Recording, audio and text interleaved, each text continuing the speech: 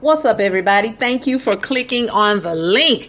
Yes, this is going to be my finally my review for Empire Season 3 Episode 16 entitled Absent Child. Y'all, the reason I'm so late with this one is I did not even really have any motivation to do this review for 17 either, but since tonight is the finale episode, I might as well go ahead and do it this way. I'm gonna try to be brief. There's so much going on in Empire these last 2 episodes. I mean, it's really good. Empire is good. They've gotten much better. For a minute there I was getting disappointed with them, but they've come up. They've come a long way. So I'm gonna try to stick to the highlights of what happened in this episode entitled Absent Child, and in the next episode entitled Toil and Trouble. Well, on this episode, which happened 2 weeks ago, Lucius and them, this is in the aftermath of baby Bella being taken from the house that day during the family meeting at Lucius's house. Well, him and Cookie and all of them decide to actually show up at the Dubois headquarters or mansion or whatever building this is that they went to meet them at, this big fancy building that they go and meet the Dubois family in. And I was living for the way Lucius and Cookie and the rest of them came in there in their fur coats and long coats and just looking all super flying bad. And they was playing this 1970s super fly music in the background. It took me back, boy. So they met with the Dubois, and of course the matron of the family, Angelo's mother, sitting at the head of the table with her people. She's got Angelo and the lawyers all around her, and she swears that she had nothing to do with Anika's baby being taken from her. Everybody say their little words. They get into an argument at the table, of course. We already know Cookie was about ready to fight. She was about to jump across the table at the lady, and the lady told her, if you feel froggy, jump. But everybody managed to calm Cookie down, and they finally decided to leave after all of this back and forth. There was no solution given except that the mother said she had nothing to do with it. So on the way out, Cookie made sure she threw one of the fancy chairs down on the floor. You know Cookie makes a grand entrance and a grand exit. So anyway, Jamal is still trying to work with Lucius. Actually, they have somewhat made amends over the music. Things were going kind of good, but of course Lucius is still trying to control what's going on with the Cookie Met Lucius album and with his Inferno album. Of course, he wants Inferno to be the debut of the Vegas deal that he's got going on with Juliana. Jamal is getting a little frustrated about that.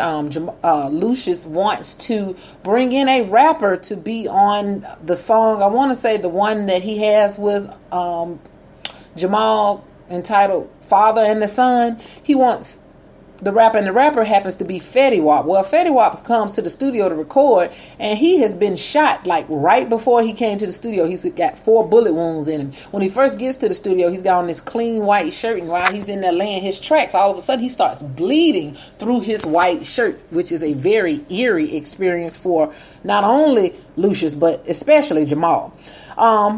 But they work it out. He lays his tracks and everything, but I don't think they ever used them because Jamal made it his business to let Lucius know right then. He said, I respect you, Daddy, but don't be trying to tell me how to feel as a son who has took a bullet for his daddy. You ain't never took no bullet for nobody, because Lucius tried to act like he was down with Fetty Wap since he'd been shot and everything, but Lucius has never been shot, so that take away his street credit right there. So anyway, Jamal tells him, you gonna let me do what I want to do. I respect you, but we gonna go my way on this song or no way. So he plays the song for Lucius, and it hits hard, and Lucius likes it. Everybody kind of likes it.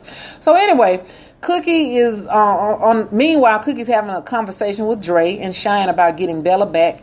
And she's talking about Vegas. Well, Shine keeps trying to figure out what he's going to get out of the deal. He's considering the fact that he's not a lion and that he's going to get messed over. So he's concerned about that. And Cookie, tells him, she assures him that I got you, Shine, I got you. You know I'm going to take care of you. Of course, Andre attacks him verbally over his concerns. And he's like, what are you thinking? If we don't do this Vegas thing, all of us are going to be out. And so Andre's acting real stupid. He's real belligerent and he's getting angry with everybody. And so when they get through talking, Cookie suggests that Andre needs to give him some counseling or therapy due to his inability to control his anger. And Shine is even looking at him crazy. Shine is like, Cookie, if you don't get this dude. So Shine had to leave. Portia jumps in when Cookie walks out of the room and she recommends a good doctor to Andre, and Cookie hears her and she says, shut up, Portia, just shut your mouth and mind your business, because she don't take nothing Portia say seriously anyway. So then Andre actually goes to Anika, where Anika is at Empire one of the offices, and she's sitting there reading through some legal papers because, you know, she's all distraught about her baby being taken away and everything. So Andre confronts her because he's mad with literally everybody. He practically physically manhandles her, throws her down on the sofa because of the fact that she killed Rhonda. He's still not over that. And that was kind of hard for me to watch that scene because I know him and her are married in real life. So it was real interesting and sort of uncomfortable to sit there and watch him manhandling her like that. But she starts crying and she starts telling him she's sorry she did it. She confesses that she did it. She was hurt. She just wanted to be one of the lions and everything. And she told him, go ahead and kill me. Just kill me. Just kill me. But he has mercy on her and he tells her, you're going to suffer basically anyway, and he just gets up and he lets her go and he leaves. Then they show Hakeem. Hakeem is still struggling to deal with the fact that, of course, baby Bella has been missing because y'all know just as he was getting a little bit closer to her and beginning to spend more time with her, actually trying to be a daddy to the baby, this child gets taken from him. So he puts a lot of people out of the room. He even puts Chicken out. You know, that's his friend, the female DJ friend. He puts her out and tells her he needs some time alone, and he starts freestyling live on whatever he goes live on. He live streams, you know, we know Hakeem likes to do that. So he comes up with this rap and everything. Sounds pretty good, of course. So then they saw Cookie and Dre. They meet with the Vegas thugs, and I think his name is Marcone or something like that, the one that Juliana knew and introduced everybody to. And they insist on Lucius being a part of the Vegas deal. Andre, of course, doesn't want Lucius involved, so he's running his mouth to Lucius is not going to be involved in it. And Cookie's like, boy, shut up. She keeps trying to let him know, don't say that, because she knows that they won't get this Vegas deal if Lucius is not involved in it. So the thugs, they actually hem Andre up because Andre jumps up, getting mad, of course, like he always is. And these thugs hemming up like they're going to beat him up.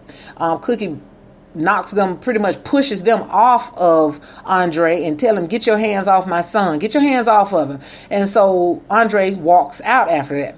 So Cookie promises the thugs that Lucius will be there, and then she goes to find Dre. Well, she finds Dre, and they're in the back room in a empty, like a vacant bar area. And while they're talking, Nessa is in there listening to them arguing back and forth about Lucius. And then Nessa interrupts their conversation, and she calls herself telling Cookie off and taking up for Dre, telling Cookie she needs to let Dre do what he does.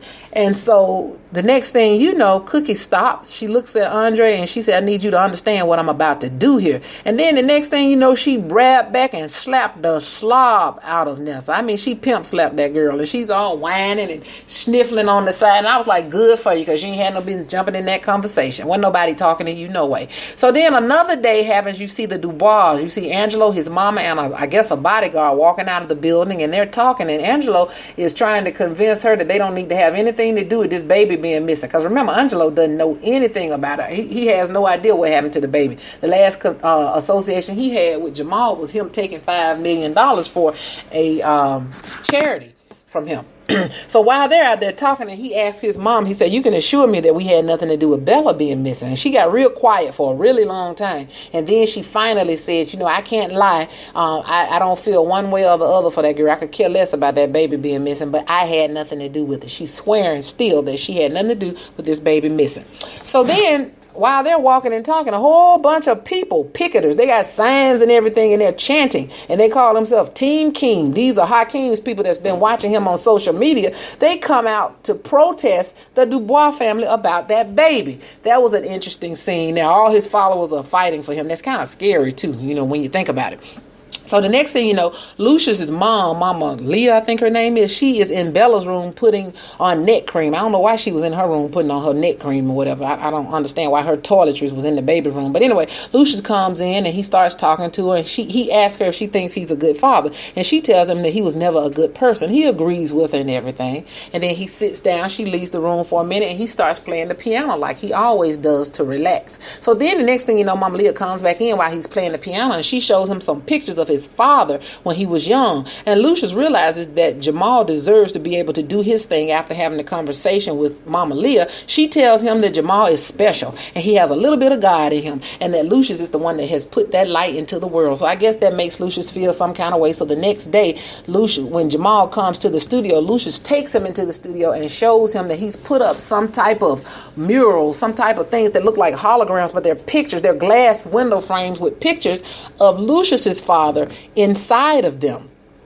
He's put him up all over the room as a muse, as a source of inspiration for Jamal. So at this point, Lucius has a change of heart, like I said, after talking to his mom, and he agrees to let Jamal do the album his way. Jamal finally finishes his song, The Father and the Son, and he does an excellent job. Him and Lucius have finally agreed to work this thing out. Okay, the next thing you see is Cookie and Shina back at the laundromat, that wash interior where they always are, when Andre arrives with Hakeem in tow. So Cookie makes Dre take Hakeem out because she thinks he's too young to be there for whatever's about to go down. The next thing you see, they go back into the back, and she has basically had them kidnap Angelo. She's had Shine and his goons kidnap Angelo, and they are back there beating him up because she feels like she didn't get the information she wanted out of Mama Dubois the day before. So she's got them beating him up and everything, trying to get information out of him. And Cookie acts like she doesn't believe him, so she leaves her goons to finish beating on him. Now, she probably would have felt sorry for him if he hadn't been running his mouth so much, talking about you won't get away with this, but she let the goons just tear his behind up, honey, and they finished beating him. So she leaves and everything. When she before she left, she told him, you know how your mama always calling me trifling and always saying I'm ghetto and from the street? She said, well, your mama was right. And she walked off and left. So anyway, Cookie goes to see Lucius back at his house to tell him about Angelo and how she honestly doesn't think Angelo had anything to do with Bella missing. And she starts talking to him and how she that she doesn't believe, like I said, she's having him beat up and everything. And she tries to convince him to get on board with using the Lucius album as part of the Vegas deal. The fans want to see them together again. But Lucius refuses and has decided to use his Inferno album with Jamal's collaboration. Now, unbeknownst to Cookie, Juliana is back from Vegas, and she is there in the mansion. Marcone has called Juliana to tell her about him and Cookie's conversation back at the club. So she walks in and she interrupts Cookie and Lucius's conversation. She sits next to him. He runs... he turns to her and he really turns on Cookie and tells her that his decision is made. Cookie's perplexed and mad that he's not putting the family first. So she gets up to leave. Remember now, Juliana done walked in the room and she done sat down beside Lucia. They all chummy and he rubbing on her leg. And I can't understand why he is so pro Juliana, so team Juliana now. I don't understand. Something strange is going on with Lucius. But anyway, she gets up and on her way out the door like she always does, she reminds him that she did 17 years in prison for him. And then Juliana gets smart with her and tells her, we thank you for that, but she'll take it from here. I think at that moment I would have cold copped Juliana because she had no business opening her mouth to Cookie. So then the next thing you see, Nessa goes to see Dre the next day after she done been cold copped by Cookie. Now, she's been calling him all day, but he's been ignoring her. So she goes off on him about Tori Ash taking her spot on Inferno, and then she goes off about him and Juliana wanting to actually have sex with Juliana. Cookie slapping her. She's trying to figure out where she fits into the picture, but realizes soon in the conversation that Drake used her. He basically disses her during this conversation, and she finds out just how much of a jerk she is. So then they go back. This is the end of the show now. Angelo is being doctored on by his mom. Turns out that she did take Bella for herself, because while she's putting these band-aids on him and everything, and he's telling her what happened to him, she tell him, don't worry about it, I got it under control. And she gives a signal to the nanny/maid, and the maid pushes a baby into the room, and it is baby Bella. And she says, welcome to here's the newest member of the Dubois family. So she done adopted that baby for herself. Angelo is literally innocent and he doesn't know. But I'm assuming after this butt whooping he done got, he is all on board with it. So that is what happened with episode 16 of Empire Absent Child. Coming up next will be episode 17, Toil and Trouble. All right. Thank you. See you in a minute. Bye-bye.